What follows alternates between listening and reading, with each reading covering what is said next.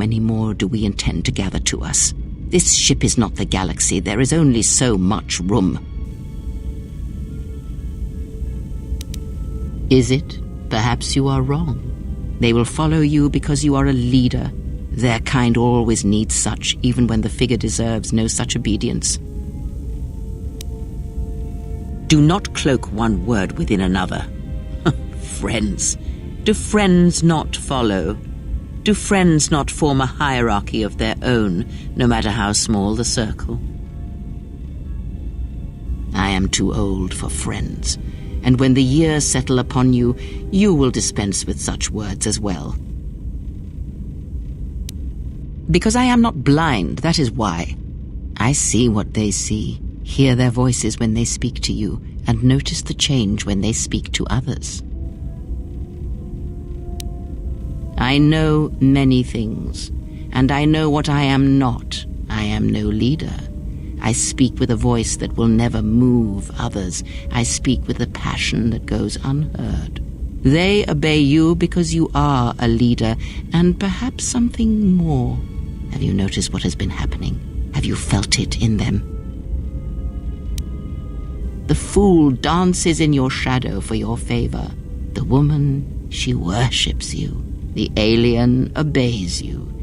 Even within the machines, there are echoes. Watch them carefully, see their patterns, and recognize the strength in it. Influence can be a weapon, one that you may need before your journey is done.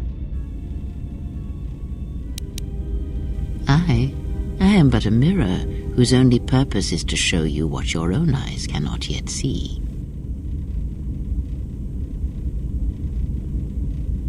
I care not which of the words you use, as long as you make use of that which you forge. That was Revan's way, I believe. It was a strength.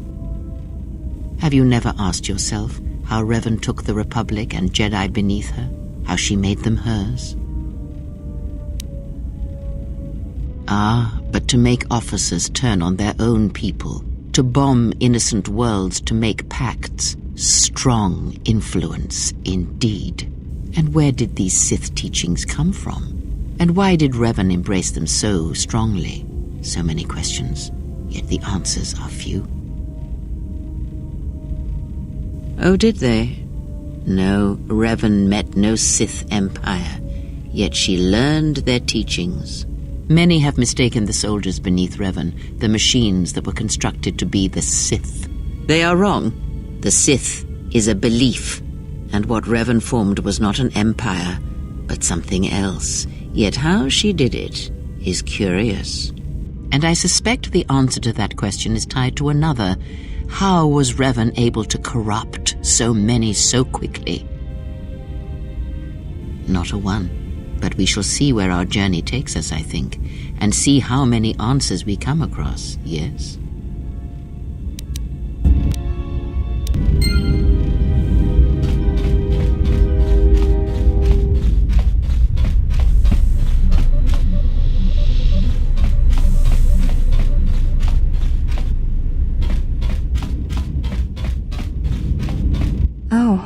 Welcome, exile. Is there something you need? Yes, your features, your stance.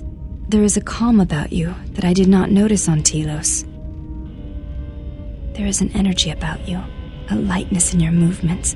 It is something I have seen in only the most disciplined and revered of the Ichani weapon masters, yet it comes to you with ease. It shows in your features. It is beautiful to see. You may ask. She said you betrayed the Jedi by You may ask. I do not wish to speak of her to you. Her actions are her own, and to reveal to you if she sees fit. You may ask.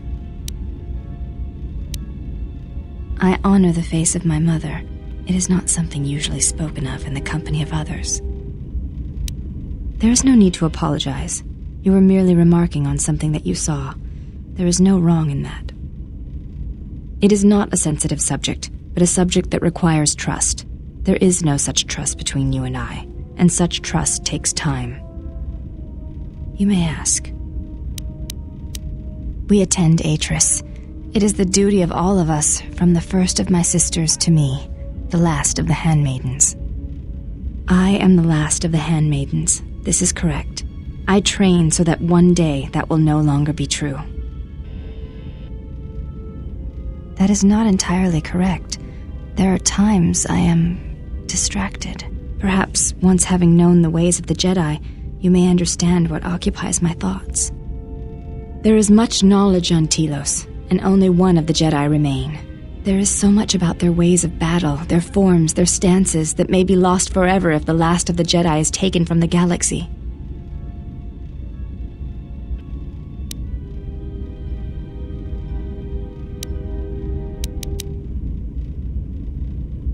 Atris has already preserved it.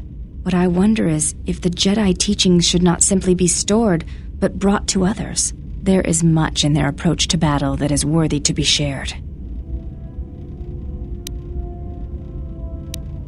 To the Ichani, battle is a means of communication. It is an art in the truest sense of the word.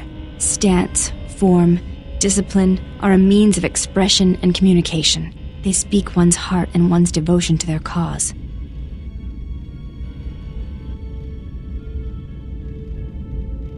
Yes, the methods you use to meet your opponents speak truer than any words can express. When you risk pain or death, there is no truer sacrifice or strength. It was to the Jedi traitor Malak. It was to the Jedi traitor Revan. When Taris was destroyed, it showed Malak's heart through its execution and intent. It was brutal, without finesse, but showed his commitment to defeat the Jedi. Yet with Revan, there was the same commitment, but it was a subtle thing, like weaving threads in a tapestry or strokes upon a canvas. She spoke through battles and tactics in a way one could never do in words. She showed her heart at Malachor V, and finally at the end of the Jedi Civil War. I believe she was speaking to Malak in that final battle, though few knew it.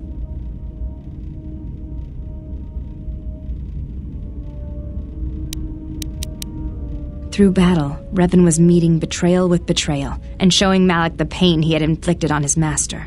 What stronger display than death for conveying one's sense of being betrayed by one's own student? Revan's anger must have been great indeed. I would have wished to have been there for that final exchange, and seen the truth of their conflict with each other. But to say that seems an untruth, based on what I know of the Jedi. The Force can drive others, but there is still choice, is there not? If there is no choice in the Force, then our teachings and our actions are for nothing, and I refuse to believe that is true. You may ask. Before entering Atris's service, yes, I carried a name, as all the children of the Ichani do. It is not important. My title and rank is of consequence, not my name. I take value in Atris's service, not in myself. We all have value in our oaths to others and the promises we make. When we make that pledge, we are pledging ourselves to something greater. When importance is placed on the self, then by such acts the galaxy is unmade.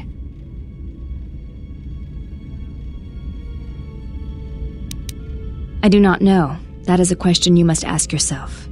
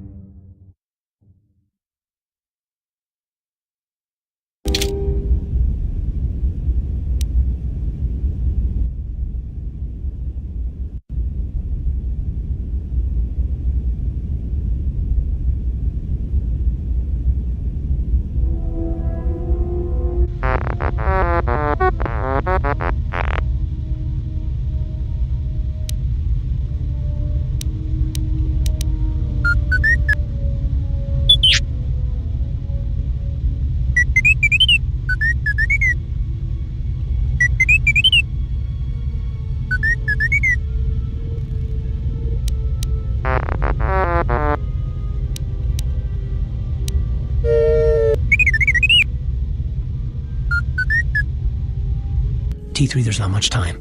I've seen that expression on her face before. Now, I don't know where she's planning on going, but it's dangerous. She's going to leave without telling me. I don't know why, but there's a chance that she'll take you. If she does, I need you to watch out for her. She's strong, but she can't face everything alone. Do what you can, T3. If she doesn't make it back, then I need you to come back, find help. If not me, then other Jedi, the Republic. I can't lose her, even if she wants to be lost.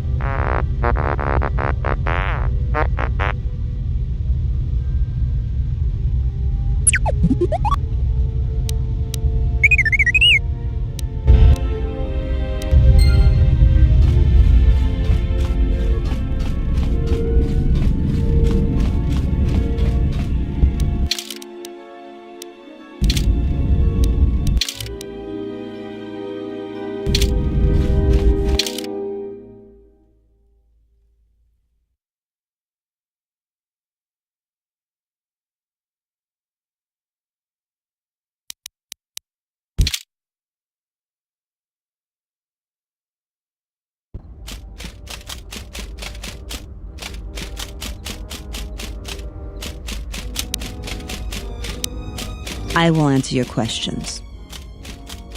She was the agricultural administrator of Dantooine. After the Sith attack, she kept us together. Without her, the only thing you'd see around here are mercenaries. We had problems with Mandalorian mercenaries even before the Jedi Civil War. The Jedi helped clear most of the problem up, but after the war, many soldiers from both sides of the conflict became mercenaries.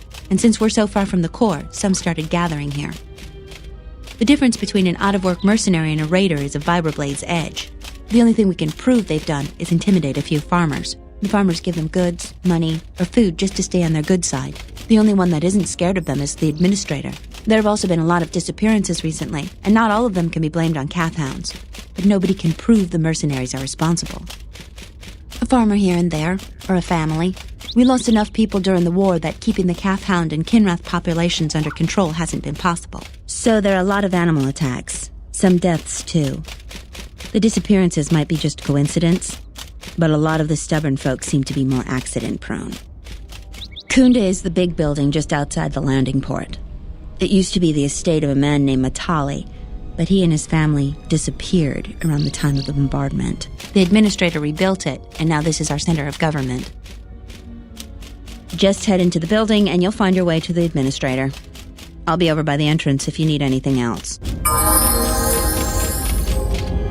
Ready.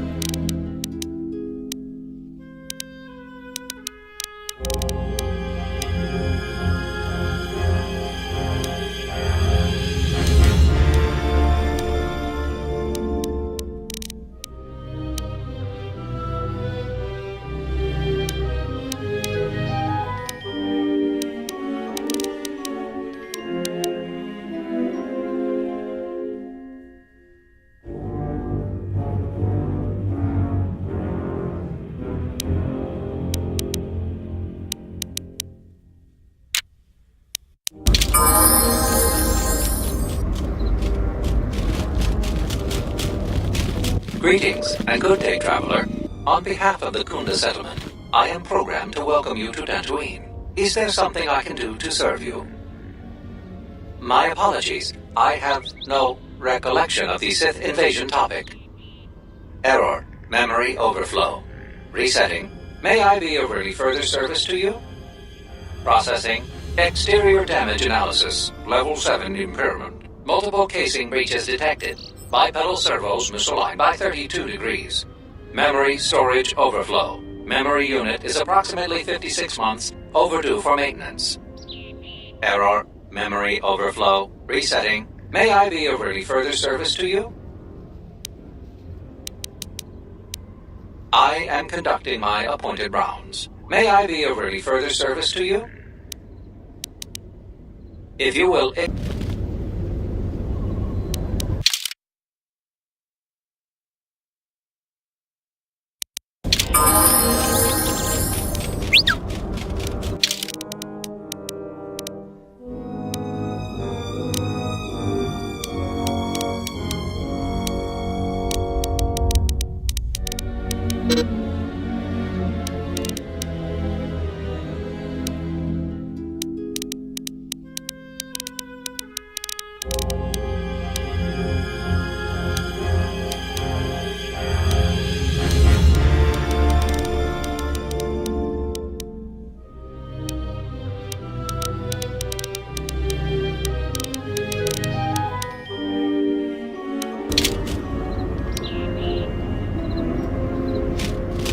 Greetings, and may I process X memory error? May I? If you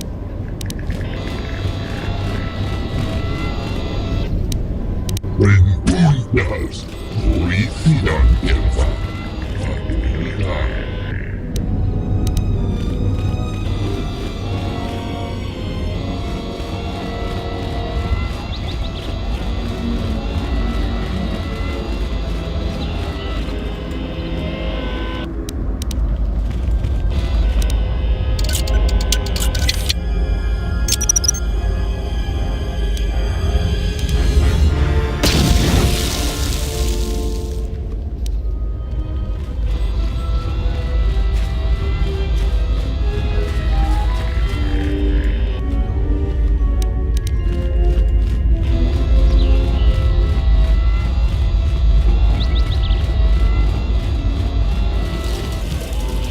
What do you want? I don't have time for cursed salvagers. Well, you don't look like a damn mercenary, and you don't smell like a stinking farmer. Why else would you be here? If you're not a salvager, then I don't even want to know why you'd go to the Enclave. Nothing but rumor. They say the spirits of the angry dead haunt the ruins. On a quiet night, you can hear the ghosts howling and scraping around. Oh, you know, the folks around Kunda. Go there yourself and get the details firsthand. You'll find the Kunda outpost just outside the landing port.